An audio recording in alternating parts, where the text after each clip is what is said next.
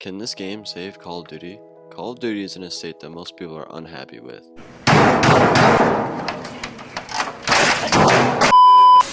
Coming off of the release of Vanguard, many fans are still uninterested and not motivated to play Call of Duty.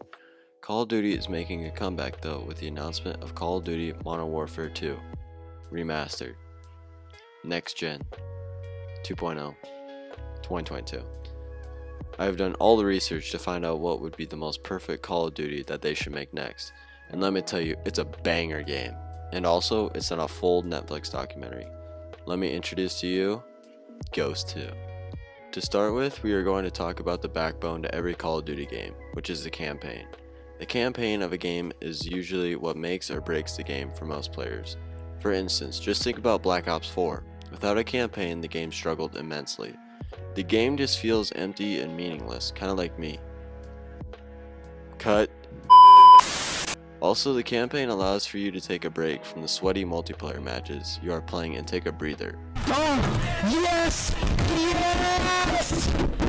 Yes! Yes! Now with the understanding of why a campaign is important, let's talk about the hypothetical Ghost 2 campaign. In the first Ghost game, many will agree that the Ghost campaign was the best thing about it, if not the best campaign in all of Call of Duty. I mean, just think about it, a group of ghosts trying to shut down an invading group, like how sick is that? To recap the campaign or to explain what happened if you never played the campaign, here's a quick rundown. The campaign is about two brothers and the brother's father was a part of the ghosts. These ghosts managed to take down 600 people with only 14 people, leaving the survivors terrified and saying that the people who attacked them were some unnatural force, which they called ghosts. Once the brothers joined the ghosts, after they were tested by their father, they planned to take down the leader of the invading force. However, they got trapped and the leader shot their dad right in front of them, instilling revenge. Long story short, they shoot the guy on the train. Train go boom. And they killed the dude. But He survived! He survived! No. You're dying. he actually survived, and it ends on a cliffhanger of this dude, the leader, dragging you away and saying that you are going to kill off all the ghosts. Now, this sets up Ghost 2 perfectly, because everyone wants to find out what happened after the cliffhanger, right?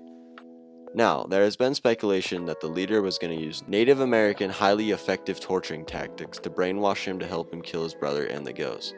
So we are going to assume that in Ghost 2, this is how the campaign would go.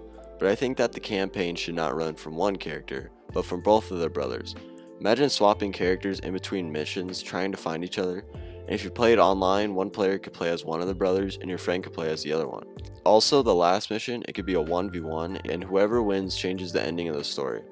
I'm being pretty vague about this because I want to let everyone's imagination fill in the gaps. I've provided you the structure and let me know down in the comments what else they should add to the campaign. I think that this would create a banger campaign that I would love to play.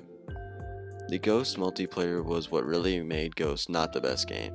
In this new game, we're going to make some changes and add some things. The first thing, and honestly most important thing, is the maps. The maps in Ghost were absolutely terrible. There is no flow to the game when the maps are the size of the United States. In games like Black Ops and Modern Warfare, the maps were iconic and absolute classics that everyone knows. For example, how many of you heard of Nuketown, Shipment, Hijack, Terminal, Firing Range? Now how many of you know Favela? Dude, I don't even know how to say it. Fog, Chasm, Bro, what are these names? My point is that no one likes the maps, and I don't even know how to say half of them. Maps seem like they aren't that big of a deal, but they are one of the most important aspects of Call of Duty game. The maps in Ghosts are way too big, and just have bad environments and atmospheres. The next important thing is a very big thing too, and that is skill-based matchmaking. I have never heard anyone who loves skill-based matchmaking that doesn't snort G Fuel and eat Doritos for every meal. Yes, is skill-based matchmaking helpful for rank play? Yes, it is, and I think that's where it belongs. However, in regular matchmaking, I think that ping or internet-based matchmaking would be so much better. This would allow the game to be fair, and no one would complain about how bad their internet is because they all have relatively the same ping. Also, I'm totally not biased because my internet is about as good as a donkey without legs. Now we are going to get into the nitty-gritty details, because we all know details are what win championships. Alright, starting off with the guns. The guns need to be fun and satisfying to use. We really don't need a brecci that absolutely destroys everyone. We need the guns that feel as satisfying as World at War, for example. Like that headshot with the Deagle is just like bang! Oh, it's so good. By the way, I know the Deagle's not in World at War, don't roast me. Another thing would be an online player counter. This would be nice just to know who is playing what game mode and how to find a game quick. It would also be nice to have something like a quick search or something where you can just be put into any game mode so you can get into the action as fast as possible. Another thing Ghost 2 should include is newbie perks like Martyrdom, where you turn into a nuclear bomb when you die. Also things like Last Stand and annoying perks like that, just to spice things up and keep it interesting. Microtransactions need to not be a thing. I'm sick and tired of Snoop Dogg and whatever this is in Call of Duty. Wait a minute. This isn't my world. Disappointed! For this new Ghost, I think that experimenting with the Black Ops 1 currency would be the greatest compromise to micro DLC. This would also give us the opportunity to have wager matches again, as well, where you can get a severe gambling addiction from a video game. I'm not sad. Okay, maybe a little.